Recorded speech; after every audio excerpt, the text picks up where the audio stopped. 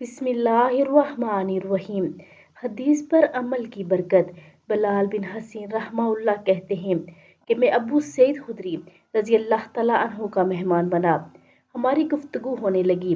اس دوران انہوں نے بتایا کہ ایک دن صبح کے وقت انہوں نے بھوک کی شدت سے اپنے پیٹ پر پتھر باندھا ہوا تھا تو ان کی اہلیہ یا والدہ کہنے لگی کہ نبی کریم صلی اللہ علیہ وآلہ وسلم کی خدمت میں جا کر کچھ مانگے، اس لیے فلاں شخص آپ کے پاس آیا تو آپ صلی اللہ علیہ وآلہ وسلم نے اسے اتنا دیا، فلاں آیا تو اسے اتنا دیا۔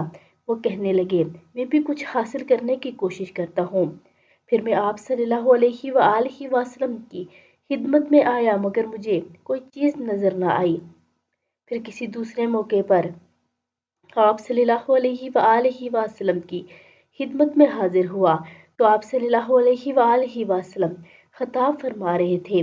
اس وقت میں نے جو آپ سے سنا وہ کلمات مبارک یہ تھے، جس نے سوال سے بچنے کی کوشش کی اللہ اس سے بچا دے گا، اور جو دوسروں سے مستغنی ہوا اللہ اس سے غنی کر دے گا، اور جو کوئی ہم سے سوال کرتا ہے ہم اس پر خرچ کرتے ہیں، اور کوئی جو ہم سے سوال کرنے سے بچتا ہے یا خودداری کا مظاہرہ کرتا ہے وہ اس سے بہتر ہے جو ہم سے سوال کرتا ہے۔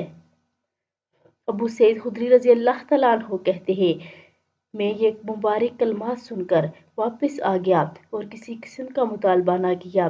اس کے نتیجے میں اللہ نے ہمیں رزق سے مسلسل نوازتا رہا، یہاں تک کہ میں انصار میں سے کسی گھرانے کو اپنے سے زیادہ مالدار نہیں دیکھا۔